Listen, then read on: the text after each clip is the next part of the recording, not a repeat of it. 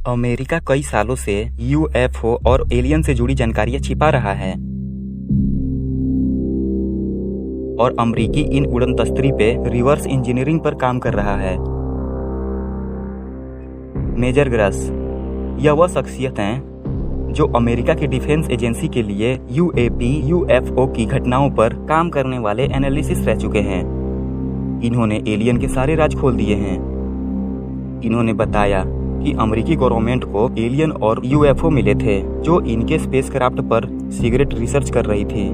Gross ने यह भी बताया कि उन्हें काम करने के दौरान कई वर्षों से क्रैश हुए यूएफओ पर चल रहे काम और रिसर्च और रिवर्स इंजीनियरिंग प्रोग्राम के बारे में पता चला था। हालांकि उन्होंने ये भी कहा था कि उनको यूएफओ दिखाया जाए, पर उन्हें इस प्रोग्राम को देखने की मंजूरी नहीं दी गई। यहाँ तक कि उन्होंने ये भी बताया कि उनके पास एलियन और यूएफओ से जुड़ी दस्तावेज और कुछ डॉक्यूमेंट भी हैं, जिसे हम सबूत कहते हैं। पर अमेरिकी रक्षा विभाग पेंटागन ने इस दावे को खारिज कर दिया। पेंटागन ने कहा कि अमेरिका ने एलियन से जुड़ी कोई भी प्रोग्राम चलाया ही नहीं था। पर दोस्तों, यहाँ पे सोचने वाली बात यह है कि आखिर इतना बड़ा आदमी झूठ क्यों बोलेगा। और इन्होंने अपना दावा एक छोटे मोटे वीडियो में नहीं या फिर पब्लिक के सामने नहीं, बल्कि यह बात अमेरिकी संसद भवन में ही रख दिया। संसद में ग्रस ने यह भी दावा किया कि 1930 में हुए क्रैश में दूसरे ग्रह का स्पेसक्राफ्ट मिला था और साथ में उसी यूएफओ से एलियन की बॉडी भी मिली थी, जो इंसान जैसा तो बिल्कुल नहीं लग रहा था। मेजर ग्रस ने बताया कि उन्होंने सरकारों से जुड़ी खुलासा करने की वजह से उन्हें काफी परेशानियों का सामना करना पड़ा है और ग्रस ने यह भी कहा कि इसकी वजह से उनकी जान को भी खतरा बना रहा। दरअसल ग्रस ने पृथ्वी के बाहर जीवन होने और अमेरिकी खुफिया एजेंसी के पास दूसरे ग्रह से जुड़ी बेहद अहम जानकारियां होने का दावा किया था। यहाँ तक कि ये संसद में ही एलियन से रिलेटेड सबूत पेश करने के लिए तैयार हो गए।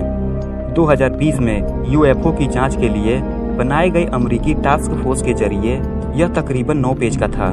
रिपोर्ट में अमेरिकी गवर्नमेंट सोर्स के जरिए 2004 से 2021 के बीच तकरीबन 150 उड़न तस्तरी के बारे में जानकारी दी गई थी।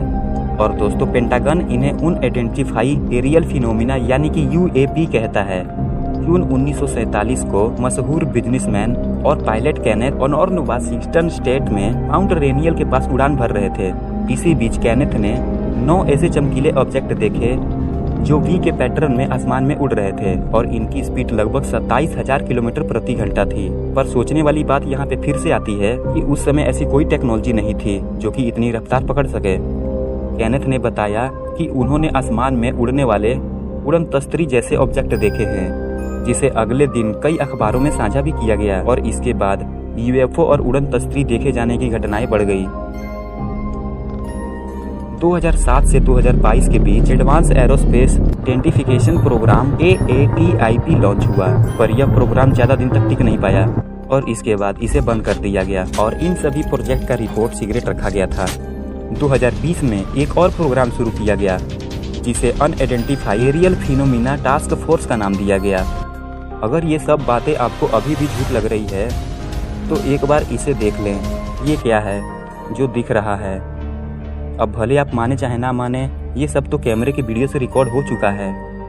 पर जरा रुको, खास बात यहाँ पे यह है कि रिपोर्ट में यूएफओ देखे जाने की न तो पुष्टि हुई है और न ही इस बात को खारिज किया गया है। इस तरह के ऑब्जेक्ट पृथ्वी पर एलियन के आने के संकेत हो सकते हैं। तो ऐसे ही रहस्यमय वीडियो देखने के लिए चैनल को सब्सक्राइब कर दें। धन्यवाद दोस्तों।